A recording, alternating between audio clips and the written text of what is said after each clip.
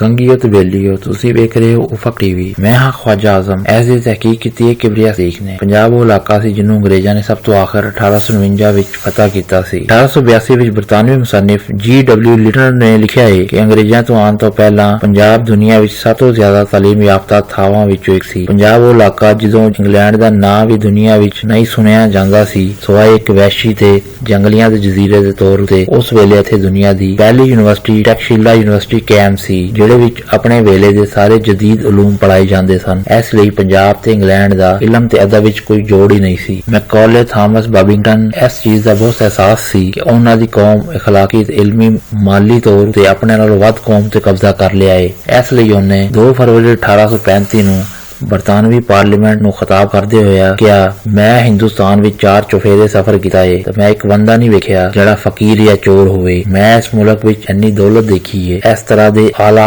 ਇਖਲਾਕੀ ਇਕਦਾਰ ਸਲਾਹੀਅਤ ਰੱਖਣ ਵਾਲੇ ਬੰਦੇ ਅਸੀਂ ਉਦੋਂ ਤੀਕਰ ਇਸ ਮੁਲਕ ਨੂੰ ਫਤਹ ਨਹੀਂ ਕਰ ਸਕਾਂਗੇ ਜਦੋਂ ਤੀਕਰ ਅਸੀਂ ਇਸ ਕੌਮ ਦੀ ਰੀੜ੍ਹ ਦੀ ਹੱਡੀ ਨੂੰ ਨਹੀਂ ਤੋੜ ਦੇਵਾਂਗੇ, ਜਿਹੜਾ ਇਸ ਕੌਮ ਦਾ ਰੂਹਾਨੀ ਤੇ ਸਕਾਫਤੀ ਵਿਰਸਾ ਹੈ। ਮੈਂ ਤਜਵੀਜ਼ ਕਰਦਾ ਕਿ ਸਾਨੂੰ ਇਹਦੇ ਪੁਰਾਣੇ ਤਾਲੀਮੀ ਨਿਜ਼ਾਮ ਦੀ ਥਾਂ ਤੇ ਆਪਣਾ ਤਾਲੀਮ ਤੇ ਨਿਜ਼ਾਮ ਤੇ ਸਕਾਫਤ ਨੂੰ ਫਰੋਗ ਦੇਣਾ ਚਾਹੀਦਾ ਹੈ, ਕਿਉਂ ਜੇ ਹਿੰਦੁਸਤਾਨੀ ਇਹ ਸਮਝਦੇ ਨੇ ਜਿਹੜਾ ਕੁਝ ਗੈਰ ਮੁਲਕੀ ਤੇ ਅੰਗਰੇਜ਼ ਵਿੱਚ ਹੈ ਉਹ ਉਹਨਾਂ ਦੀ ਜ਼ਾਤ ਤੇ ਉਹਨਾਂ ਦੇ ਇਲਮ ਤੋਂ ਚੰਗਾ ਤੇ ਆਲਾ ਹੈ। ਇਸ ਤਰ੍ਹਾਂ ਉਹ ਆਪਣੀ ਇੱਜ਼ਤ ਆਪਣੀ ਆਬਾਈ ਸਕਾਫਤ ਤੋਂ ਮਹਿਰੂਮ ਹੋ ਜਾਵਣਗੇ ਔਰ ਉਹ ਉਹੀ ਬਣ ਜਾਵਣਗੇ ਜੋ ਅਸੀਂ ਚਾਹੁੰਦੇ ਹਾਂ, ਵਾਕਈ ਗਲਬਾ ਰੱਖਣ ਵਾਲੀ ਕੌਮ। ਤੇ ਇਸ ਪਾਲਿਸੀ ਦਾ ਸ਼ਿਕਾਰ ਸਭ ਤੋਂ ਵੱਧ ਪੰਜਾਬ ਹੋਇਆ, ਕਿਉਂਕਿ ਤਾਲੀਮ ਸਕਾਫਤ ਤਹਿਜ਼ੀਬ ਤਮਦਨ ਤੇ ਪੈਸੇ ਵਿੱਚ ਪੰਜਾਬ ਪੂਰੇ ਬਰੇ ਸਗੀਰ ਨਾਲੋਂ ਅੱਗੇ ਸੀ। ਪੰਜਾਬ ਨਾਲੋਂ ਸਭ ਤੋਂ ਵੱਡੀ ਜ਼ਿਆਦਤੀ ਇਹ ਹੋਈ ਹੈ ਕਿ ਇੱਕ ਇਲਮੀ ਇਖਲਾਕੀ ਤੇ ਮਾਲੀ ਤੌਰ ਤੇ ਆਲਾ ਕੌਮ ਇੱਕ ਇਲਮੀ ਇਖਲਾਕੀ ਤੇ ਮਾਲੀ ਹੈਸੀਅਤ ਨਾਲੋਂ ਘਟੀਆ ਕੌਮ ਕੋਲੋਂ ਨਾ ਸਿਰਫ ਉਹਦੀ ਮਕਾਰੀ ਤੇ ਜੰਗੀ ਹਕਮਤ ਅਮਲੀ ਨਾਲ ਸ਼ਿਕਸਤ ਖਾਂਦੀ ਹੈ। ਇਹ ਕੋਈ ਵੱਖਰੀ ਗੱਲ ਨਹੀਂ ਕਿ ਇਲਮੀ ਤੌਰ ਤੇ ਬੁਲੰਦ ਹੋਣਾ ਤੇ ਜੰਗੀ ਤੌਰ ਤੇ ਜ਼ਿਆਦਾ ਲੜਾਕੇ ਤੇ ਵਹਿਸ਼ੀ ਵੱਖਰੀ ਗੱਲ ਹੈ, ਕਿਉਂ ਜੇ ਚੰਗੇਜ਼ ਸਿਰਫ ਆਪਣੀ ਜੰਗੀ ਸਲਾਹੀਅਤ ਤੇ ਮਹਾਰਤ ਨਾਲ ਹੀ ਦੁਨੀਆ ਦੀ ਸਾਰੀ ਤਰੱਕੀ ਯਾਫਤਾ ਕੌਮਾਂ ਤੇ ਕਬਜ਼ਾ ਕਰ ਲਿਆ ਸੀ ਤੇ ਪੰਜਾਬੀਆਂ ਨੇ ਜ਼ਿਹਨੀ ਤੌਰ ਤੇ ਵੀ ਉਹਨੂੰ ਆਪਣੇ ਨਾਲ ਬਰਤਨ ਨੂੰ ਤਸਲੀਮ ਕਰਨਾ ਸ਼ੁਰੂ ਕਰ ਦਿੱਤਾ, ਜਿਹੜੀ ਵਜ੍ਹਾ ਨਾਲ ਇਹਦਾ ਅਸਰ ਸਦੀਆਂ ਤੇ ਹੁਣ ਤੀਕਰ ਇਸ ਕੌਮ ਉੱਤੇ ਪਿਆ ਹੋਇਆ ਹੈ। ਪੰਜਾਬੀ ਕੌਮ ਜਿਸਮਾਨੀ ਤੌਰ ਤੇ ਆਜ਼ਾਦ ਹੋ ਕੇ ਵੀ ਜ਼ਿਹਨੀ ਤੌਰ ਤੇ ਗੁਲਾਮੀ ਦੇ ਉਸ ਅਹਿਸਾਸ ਤੋਂ ਹਾਲੇ ਤੱਕ ਨਹੀਂ ਨਿਕਲ ਸਕੀ ਹੈ ਤੇ ਇਹ ਕੰਮ ਅੰਗਰੇਜ਼ਾਂ ਨੇ ਇੱਕ ਸੋਚੇ ਸਮਝੇ ਮਨਸੂਬੇ ਦੇ ਤਹਿਤ ਕੀਤਾ ਹੈ। ਪੰਜਾਬ ਇਲਮੀ ਤੇ ਮਾਸ਼ੀ ਤੌਰ ਤੇ ਅੰਗਰੇਜ਼ਾਂ ਤੋਂ ਵੱਧ ਸੀ। ਇਹ ਕੋਈ ਆਮ ਬੰਦਾ ਨਹੀਂ ਕਹਿ ਰਿਹਾ, ਇਹ ਆਪਣੇ ਦੌਰ ਦਾ ਇੱਕ ਮੁਫੱਕਰ ਤੇ ਗਵਰਨਮੈਂਟ ਕਾਲਜ ਦੇ ਪੰਜਾਬ ਯੂਨੀਵਰਸਿਟੀ ਵਰਗੀ ਜਾਮਿਆਤ ਦਾ ਬਾਨੀ G.W. ਲਿਟਨਰ ਨੇ ਆਖਿਆ ਹੈ। ਇਸ ਲਈ ਕੁਝ ਜਾਤ ਅਸੀਂ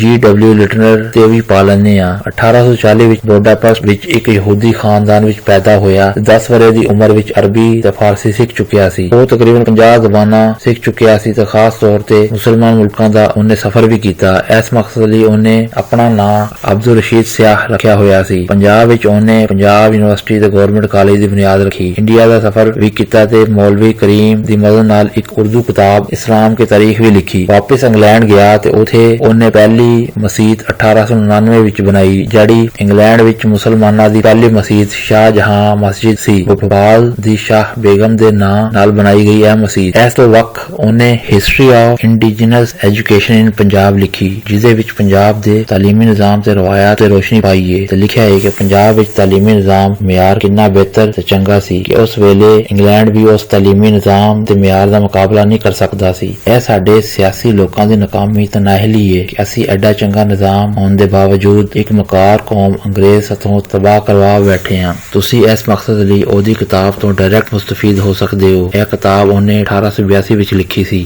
ਇੱਥੇ ਦੀ ਜ਼ਬਾਨ ਪੰਜਾਬੀ ਹੈ, ਜਿਹਨੂੰ ਹਿੰਦੂ, ਦੇਵਨਾਗਰੀ, ਮੁਸਲਮਾਨ ਫਾਰਸੀ ਤੇ ਸਿੱਖ ਗੁਰਮੁਖੀ ਵਿੱਚ ਲਿਖਦੇ ਨੇ। 1882 ਵਿੱਚ 9000 ਤੋਂ ਵੱਧ ਬੱਚਿਆਂ ਲਈ ਇੱਕ ਸਕੂਲ ਸੀ, ਜਦੋਂ ਕਿ 1849 ਵਿੱਚ ਪੰਜਾਬ ਵਿੱਚ 1000 ਬੱਚਿਆਂ ਲਈ ਇੱਕ ਸਕੂਲ ਸੀ। 3 ਵੱਡੇ ਜ਼ਰੀਏ ਜਿਨ੍ਹਾਂ ਤੋਂ ਸਾਨੂੰ ਹਿੰਦੁਸਤਾਨ ਦੀ ਦੇਸੀ ਤਾਲੀਮ ਦੇ ਬਾਰੇ ਕੁਝ ਮਾਲੂਮਾਤ ਮਿਲਦੀਆਂ ਨੇ। ਇੱਕ ਜ਼ਰੀਆ ਸਿਆਹਾਂ ਦੇ ਲਿਖੇ ਹੋਏ ਉਹ ਖਿਆਲਾਤ ਨੇ ਜਿਨ੍ਹਾਂ ਨੇ ਹਿੰਦੁਸਤਾਨ ਦਾ ਦੌਰਾ ਕੀਤਾ ਤੇ ਹਿੰਦੁਸਤਾਨ ਦੀ ਹਯਾਤੀ ਦੇ ਮੁਖਤਲਿਫ ਪਹਿਲੂਆਂ ਦਾ ਜ਼ਿਕਰ ਕੀਤਾ, ਜਿਨ੍ਹਾਂ ਵਿੱਚ ਦੇਸੀ ਤਰਜ਼ ਤਾਲੀਮ ਵੀ ਸ਼ਾਮਿਲ ਹੈ। ਮਿਸਾਲ ਦੇ ਤੌਰ ਤੇ ਕੁਝ ਸਫ਼ਰਨਾਮਿਆਂ ਵਿੱਚ ਟੈਕਸਲਾ ਤੇ ਨਾਲੰਦਾ ਦੀ ਕਦੀਮ ਯੂਨੀਵਰਸਿਟੀਆਂ ਦਾ ਜ਼ਿਕਰ ਹੈ। ਆਮ ਤੌਰ ਤੇ ਇਹ ਖਿਆਲ ਕੀਤਾ ਜਾਂਦਾ ਹੈ 1849 ਦੇ ਬਾਅਦ ਅੰਗਰੇਜ਼ਾਂ ਤੇ ਬ੍ਰਿਟਿਸ਼ ਈਸਟ ਇੰਡੀਆ ਕੰਪਨੀ ਨੇ ਪੰਜਾਬ ਵਿੱਚ ਤੇ ਖਾਸ ਤੌਰ ਤੇ ਲਾਹੌਰ ਵਿੱਚ ਜਦੀਦ ਉਲੂਮ ਦੀ ਬੁਨਿਆਦ ਰੱਖੀ। ਸਾਨੂੰ ਇਹਦੇ ਤੇ ਇੱਕ ਜਾਤ ਪਾਉਣ ਦੀ ਸ਼ਦੀਦ ਲੋੜ ਹੈ। ਇਹਦੇ ਬਾਰੇ ਵਿੱਚ ਸਾਨੂੰ ਬਿਲਕੁਲ ਸਹੀ ਅਦਾਦੋ ਸ਼ੁਮਾਰ ਮਿਲਣ ਵਿੱਚ ਇੱਕ ਮੁਸ਼ਕਿਲ ਆਉਂਦੀ ਹੈ। ਇਹਦੀ ਸਭ ਤੋਂ ਵੱਡੀ ਵਜ੍ਹਾ ਇੱਕ ਤੇ ਇਹ ਹੈ ਕਿ ਅੰਗਰੇਜ਼ਾਂ ਤੇ ਹੋਰ ਸਾਰਾ ਸਿਸਟਮ ਤੇ ਕਿਤਾਬਾਂ ਨੂੰ ਖਤਮ ਕਰ ਦਿੱਤਾ, ਜਿਨ੍ਹਾਂ ਤੋਂ ਇਸ ਬਾਰੇ ਵਿੱਚ ਮੁਕੰਮਲ ਪਤਾ ਚੱਲਦਾ ਸੀ। ਇਸ ਤੋਂ ਅੱਡ ਪੰਜਾਬ ਵਿੱਚ ਇਹ ਰਿਵਾਜ ਵੀ ਸੀ ਕਿ ਅਮੀਰ ਤੇ ਜ਼ਮੀਂਦਾਰ ਲੋਕ ਆਪਣੇ ਘਰਾਂ ਵਿੱਚ ਤਾਲੀਮ ਤੇ ਤਰਬੀਅਤ ਲਈ ਅਤਾਲੀਕ ਮੁਕਰਰ ਕਰਦੇ ਸਨ। ਇਹਨਾਂ ਬੱਚਿਆਂ ਦੇ ਉਸਤਾਦਾਂ ਨੂੰ ਜ਼ਿਲ੍ਹੇ ਦੇ ਸਰਵੇ ਵਿੱਚ ਸ਼ਾਮਿਲ ਨਹੀਂ ਕੀਤਾ ਗਿਆ ਸੀ। ਉਸ ਵੇਲੇ ਹਿੰਦੁਸਤਾਨ ਤੇ ਖਾਸ ਤੌਰ ਤੇ ਪੰਜਾਬ ਵਿੱਚ ਬੱਚੀਆਂ ਵੱਡੀ ਤਾਦਾਦ ਨੂੰ ਘਰ ਵਿੱਚ ਪੜਾਇਆ ਜਾਂਦਾ ਸੀ। ਪਰੰਦਰਗਾਸਟ ਜਿਹੜਾ ਬੰਬਈ ਦਾ ਗਵਰਨਰ ਕੌਂਸਲ ਦਾ ਮੈਂਬਰ ਸੀ, ਉਹਨੇ 1821 ਨੂੰ ਮੰਨਿਆ ਹੈ ਕਿ ਸਾਡੇ ਇਲਾਕੇ ਵਿੱਚ ਸ਼ਾਇਦ ਹੀ ਕੋਈ ਪਿੰਡ ਜਾਂ ਸ਼ਹਿਰ ਹੋਵੇ ਜਿਹਦੇ ਵਿੱਚ ਘੱਟ ਤੋਂ ਘੱਟ ਇੱਕ ਸਕੂਲ ਨਾ ਹੋਵੇ ਤੇ ਵੱਡੇ ਪਿੰਡਾਂ ਤੇ ਸ਼ਹਿਰਾਂ ਵਿੱਚ ਇੱਥੇ ਦੇ ਜਵਾਨ ਪੜ੍ਹੇ ਲਿਖੇ ਤੇ ਰਿਆਜ਼ੀ ਖਾਸ ਤੌਰ ਤੇ ਪੜਾਈ ਜਾਂਦੀ ਹੈ ਤੇ ਸਿਰਫ 1 ਜਾਂ 2 ਰੁਪਏ ਮਹੀਨੇ ਉਸਤਾਦ ਨੂੰ ਅਨਾਜ ਜਾਂ ਰੁਪਇਆ ਮਿਲਦਾ ਹੈ। ਮੰਦਰਾਂ, ਮਸੀਤਾਂ, ਪਿੰਡਾਂ ਵਿੱਚ ਸਕੂਲਾਂ ਔਕਾਫ ਦੀ ਜ਼ੇਰ ਨਿਗਰਾਨੀ ਚੱਲਦੇ ਸਨ ਤੇ ਇਹ ਬੁਨਿਆਦੀ ਤੌਰ ਤੇ ਸੈਕੂਲਰ ਤੇ ਮਜ਼ਹਬੀ ਦੋਵਾਂ ਬੁਨਿਆਦਾਂ ਤੇ ਕਾਇਮ ਸਨ।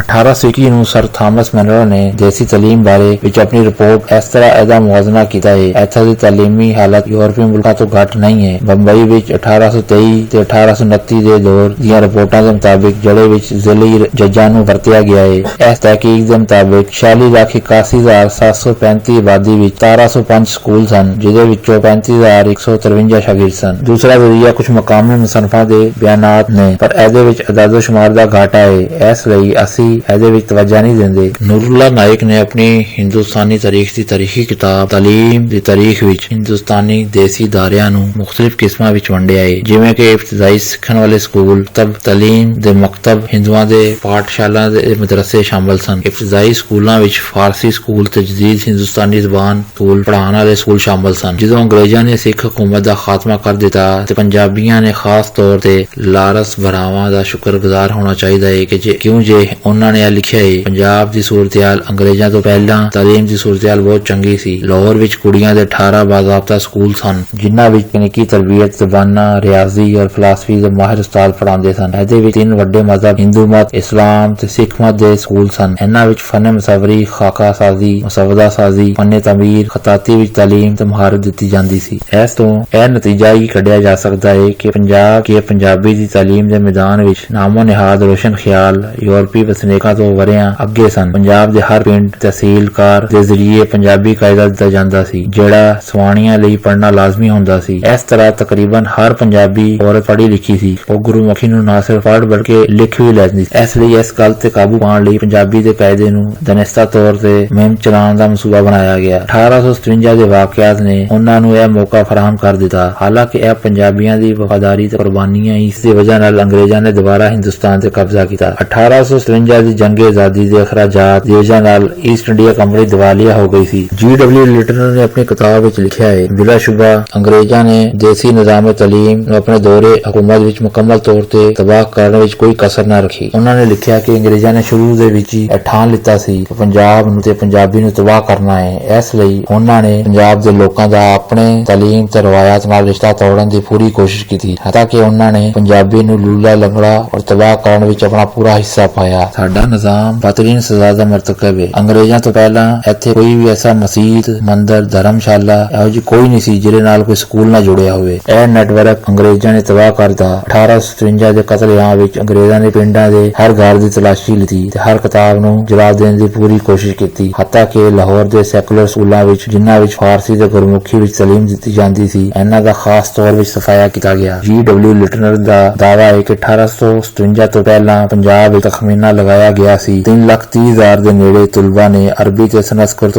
ਸਕੂਲਾਂ ਤੇ ਕਾਲਜਾਂ ਦੇ ਸਾਰੇ ਉਲੂਮ ਸਿੱਖਣ ਦੇ ਨਾਲ ਮਸ਼ਰਕੀ ਉਲੂਮ, ਅਦਬ, ਕਾਨੂੰਨ, ਮੰਤਕ, ਫਲਸਫਾ ਤੇ ਤਿਬ ਵਿੱਚ ਆਲਾ ਤਾਲੀਮ ਹਾਸਲ ਕੀਤੀ ਸੀ। G.W. ਲਿਟਨਰ ਨੇ ਦਾਅਵਾ ਕੀਤਾ ਹੈ 1857 ਦੇ ਵਾਕਿਆਤ ਦੇ ਬਾਅਦ 1880 ਤੱਕ ਪੰਜਾਬ ਵਿੱਚ ਤਾਲੀਮ ਤੇ ਫਨੂਨ ਦੀ ਰਵਾਇਤ ਨੂੰ ਖਤਮ ਕਰ ਦਿੱਤਾ ਗਿਆ, ਜਿਹੜੀ ਯੂਰਪ ਦੀ ਪੂਰੀ ਰੂਏ ਤੋਂ ਬਹੁਤ ਅੱਛੀ ਆਲਾ ਦਰਜੇ ਦੀ ਸੀ ਤੇ 1880 ਦੇ ਬਾਅਦ ਸਿਰਫ 1,90,000 ਸ਼ਾਗਿਰਦ ਰਹਿ ਗਏ ਸਨ। ਆਪਣੇ ਦਾਅਵੇ ਦੇ ਸਬੂਤ ਲਈ G.W. ਲਿਟਨਰ ਨੇ ਪੰਜਾਬੀ ਇੰਤਜ਼ਾਮੀਆ ਦੀ ਰਿਪੋਰਟ 1879-51 ਦੇ ਪੈਰਾਗ੍ਰਾਫ 377 ਦੇ ਹਵਾਲੇ ਨਾਲ ਨਕਲ ਕੀਤਾ ਹੈ ਕਿ ਮੁਸਲਮਾਨਾਂ ਦੇ ਸਾਰੇ ਸਕੂਲ ਤਕਰੀਬਨ ਸਾਰੇ ਪਿੰਡਾਂ ਦੀਆਂ ਮਸੀਤਾਂ ਨਾਲ ਜੁੜੇ ਹੋਏ ਸਨ, ਜਿੱਥੇ ਉਹਨਾਂ ਕੋਲੋਂ ਕੋਈ ਕਿਰਾਇਆ ਨਹੀਂ ਲਿੱਤਾ ਜਾਂਦਾ ਸੀ। ਮੰਦਰਾਂ, ਸਕੂਲਾਂ ਤੇ ਧਰਮਸ਼ਾਲਾ ਵਿੱਚ ਕਾਫ ਦੀ ਮਦਦ ਨਾਲ ਸੈਕੂਲਰ ਤੇ ਮਜ਼ਹਬੀ ਅਦਾਰੇ ਕਾਇਮ ਕੀਤੇ ਗਏ ਸਨ। ਰਿਪੋਰਟ ਨੰਬਰ 335 5 ਜੁਲਾਈ 1857 ਦੇ ਇਕਤਬਾਸ ਇਸ ਨਤੀਜੇ ਤੇ ਪਹੁੰਚਿਆ ਹੈ। ਇਹ ਇਬਤਦਾਈ ਤੇ ਆਲਾ, ਮਸ਼ਰਕੀ, ਕਲਾਸਿਕੀ, ਮਕਾਮੀ ਜ਼ਬਾਨ ਪੰਜਾਬ ਵਿੱਚ ਬਹੁਤ ਵਸੀਹ ਤੇ ਆਲਾ ਪੈਮਾਨੇ ਤੇ ਰਾਇਜ ਕੀਤਾ ਗਿਆ ਸੀ। ਇਸ ਰਿਪੋਰਟ ਤੋਂ ਇਹ ਨਤੀਜਾ ਕੱਢਿਆ ਗਿਆ ਹੈ ਕਿ 1857 ਦੇ ਵਾਕਿਆਤ ਨੇ ਇਸ ਇਸ ਵਸੀਲ ਮਿਆਦ ਪੂਰੇ ਸਿਸਟਮ ਨੂੰ ਤਬਾਹ ਕਰ ਦਿੱਤਾ, ਜਿਸ ਦੇ ਨਾਲ ਇਹ ਸ਼ਾਨਦਾਰ ਤਾਲੀਮੀ ਨਿਜ਼ਾਮ ਨੂੰ ਦਸ਼ਕਾ ਲੱਗਿਆ ਤੇ ਖਤਮ ਹੋ ਗਿਆ। ਇੱਕ ਜਦਵਲ ਦੀ ਮਦਦ ਨਾਲ ਡਾਕਟਰ ਲੈਟਨਰ ਨੇ ਆਪਣੇ ਦਾਅਵੇ ਨੂੰ ਸਾਬਤ ਕੀਤਾ ਸੀ ਕਿ ਪੰਜਾਬ ਤੇ ਖਾਸ ਤੌਰ ਤੇ ਲਾਹੌਰ ਵਿੱਚ ਮਹਾਰਾਜਾ ਰਣਜੀਤ ਸਿੰਘ ਦੇ ਜ਼ਮਾਨੇ 1882 ਤੋਂ ਪਹਿਲਾਂ ਦੇ ਬਰਤਾਨਵੀ ਦੌਰ ਦੇ ਮੁਕਾਬਲੇ ਵਿੱਚ ਤਾਲੀਮੀ ਲਿਹਾਜ਼ ਨਾਲ ਚੰਗਾ ਸੀ। ਜਦੋਂ ਇਹਦੀ ਤਹਿਕੀਕ ਸ਼ਾਇਆ ਹੋਈ ਤਾਂ ਇਸ ਤੋਂ ਪਤਾ ਚੱਲਦਾ ਹੈ ਕਿ ਰਣਜੀਤ ਸਿੰਘ ਨੇ ਆਪਣੇ ਆਖਰੀ ਵਿੱਚ 1838-39 ਵਿੱਚ 1.85 ਮਿਲੀਅਨ ਪਾਉਂਡ ਦੇ ਬਰਾਬਰ ਰਕਮ ਖਰਚ ਕੀਤੀ ਸੀ, ਜਦਕਿ ਅੰਗਰੇਜ਼ਾਂ ਨੇ 1.45 ਮਿਲੀਅਨ ਪਾਉਂਡ ਤਾਲੀਮ ਉੱਤੇ ਲਾਇਆ। ਯਾਨੀ ਸਿੱਖ ਜਿਨ੍ਹਾਂ ਨੇ ਇੱਕ ਜਾਹਿਲ ਤੇ ਜੜ ਕੌਮ ਸਬਰ ਕੀਤਾ ਜਾਂਦਾ ਹੈ, ਜਮ੍ਹਾਸ਼ੁਦਾ ਮਹਿਸੂਲਾਤ ਵਿੱਚੋਂ ਈਸਟ ਇੰਡੀਆ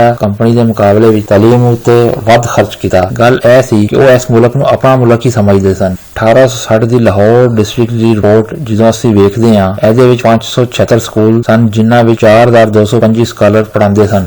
ਜੇ 2010 ਵਰੇ ਵਿੱਚ ਲਾਹੌਰ ਵਿੱਚ ਇਸ ਰੇਸ਼ੋ ਨਾਲ ਸਕਾਲਰ 7 ਹੁੰਦੇ, ਇਹ ਫਿਰ ਦੁਨੀਆ ਦਾ ਪਹਿਲੇ ਨੰਬਰ ਦਾ ਤਾਲੀਮੀ ਸ਼ਹਿਰ ਤੇ ਜ਼ਿਲ੍ਹਾ ਬਣ ਸਕਦਾ ਸੀ। ਡਾਕਟਰ ਲੈਟਨਰ ਨੇ ਉਹ ਅਦਾਦੋ-ਸ਼ੁਮਾਰ ਫਰਾਹਮ ਕਰ ਦਿੱਤੇ ਨੇ। ਉਹਨਾਂ ਲਿਖਿਆ ਹੈ ਕਿ 41.3% ਲੋਕ ਕੁਰਾਨ ਸਿੱਖਦੇ ਨੇ, 37% ਫਾਰਸੀ ਤੇ ਉਰਦੂ ਪੜ੍ਹਦੇ ਨੇ, 8% ਨਾਗਰੀ ਸਿੱਖਦੇ ਨੇ, 6.7% ਗੁਰਮੁਖੀ ਦਾ ਇਲਮ ਹਾਸਲ ਕਰਦੇ ਨੇ, 7% ਹਿੰਦੀ ਸਿੱਖਦੇ ਨੇ। ਉਸਤਾਦਾਂ ਨੂੰ ਪੂਰੇ ਵਰੇ ਦੀਆਂ ਤਨਖਾਹਾਂ ਮਕਾਮੀ ਮਕਾਨ ਮਾਲਕਾਨ ਦਿੰਦੇ ਨੇ ਤੇ ਇਹ ਹਰ ਦਿਹਾੜੇ ਰਾਸ਼ਨ ਵੀ ਦਿੰਦੇ ਨੇ। ਸਿਆਲਕੋਟ ਵਿੱਚ ਉਸਤਾਦਾਂ ਨੂੰ ਦਿੱਤੇ ਜਾਣ ਵਾਲੇ ਅਨਾਜ ਦੀ ਵੱਧ ਮਕਦਾਰ ਦਾ ਖਾਸ ਤੌਰ ਤੇ ਜ਼ਿਕਰ ਕੀਤਾ ਹੈ। ਇਸ ਤੋਂ ਪਤਾ ਚੱਲਦਾ ਹੈ ਕਿ ਉਹ ਦੌਰ ਅੰਗਰੇਜ਼ਾਂ ਦੇ ਦੌਰ ਨਾਲੋਂ ਕਿੰਨਾ ਤਾਲੀਮੀ ਲਿਹਾਜ਼ ਨਾਲ ਚੰਗਾ ਸੀ। ਐਸੀ ਵਜ੍ਹਾ ਸਿਆਲਕੋਟ ਵਿੱਚ ਤਾਲੀਮ ਮਿਆਰ ਹਮੇਸ਼ਾ ਦੂਜਿਆਂ ਨਾਲੋਂ ਚੰਗਾ ਰਿਹਾ। ਐਸੀ ਵਜ੍ਹਾ ਨਾਲ ਇਸ ਸ਼ਹਿਰ ਨੇ ਇਕਬਾਲ ਤੇ ਫੈਜ਼, ਕੁਲਦੀਪ ਨਈਅਰ, ਮੌਲਾਨਾ ਜ਼ਫਰ ਅਲੀ ਖਾਨ, ਅਸਗਰ ਸਦਾਈ ਵਰਗੇ ਆਲਮ ਤੇ ਸ਼ਾਇਰ ਪੈਦਾ ਕੀਤੇ। ਇਹ ਦਿਹਾੜੇ ਦੇ ਸਕੂਲਾਂ ਦੇ ਬਾਰੇ ਵਿੱਚ ਸਾਡੇ ਲਈ ਦਿਲਚਸਪੀ ਤੋਂ ਖਾਲੀ ਨਹੀਂ ਹੋਵੇਗਾ। ਸਕੂਲ ਸਵੇਰੇ 7 ਵਜੇ ਖੁੱਲਦੇ ਤੇ ਦੁਪਹਿਰ ਦੇ ਵੇਲੇ ਬੰਦ ਹੁੰਦੇ ਸਨ। ਕਿਸੇ ਵੀ ਤਬਕੇ ਨਾਲ ਤਾਲੁਕ ਰੱਖਣ ਵਾਲੇ ਸਕੂਲ ਨੂੰ 50 ਤੋਂ ਵੱਧ ਸ਼ਾਗਿਰਦ ਰੱਖਣ ਦੀ ਇਜਾਜ਼ਤ ਨਹੀਂ ਸੀ। ਜਿਸ ਤਰ੍ਹਾਂ ਦੀ ਕੋਈ ਰਿਪੋਰਟ ਆਂਦੀ ਸੀ ਤੇ ਸੂਬੇਦਾਰ ਬੱਚਿਆਂ ਦੇ ਮੁਸਤਕਬਲ ਨੂੰ ਤਬਾਹ ਕਰਨ ਦੀ ਕੋਸ਼ਿਸ਼ ਕਰਨ ਵਾਲੇ ਉਸਤਾਦ ਦੀ ਗ੍ਰਿਫਤਾਰੀ ਲਈ ਫੌਜੀ ਭੇਜਦਾ ਸੀ। ਹੁਣ 2020 ਵਿੱਚ ਅਸੀਂ ਇਸ ਤਰ੍ਹਾਂ ਦੇ ਨਿਜ਼ਾਮ ਤੋਂ ਬਹੁਤ ਦੂਰ ਹਾਂ, ਜਿਹੜਾ ਸਾਡੇ ਪੁਰਖਾਂ ਨੇ ਕਈ 100 ਵਰਿਆਂ ਪਹਿਲੇ ਇਸ ਮੁਲਕ ਵਿੱਚ ਨਾਫਿਜ਼ ਕੀਤਾ ਹੋਇਆ ਸੀ। ਕਿ ਇਸ ਤਰ੍ਹਾਂ ਦੀ ਮੁਹੱਬਤ, ਸ਼ਫਕਤ ਤੇ ਹਮਦਰਦੀ ਦਾ ਤਸੱਵੁਰ ਅੱਜ ਵੀ ਅਸੀਂ ਕਰ ਸਕਦੇ ਹਾਂ?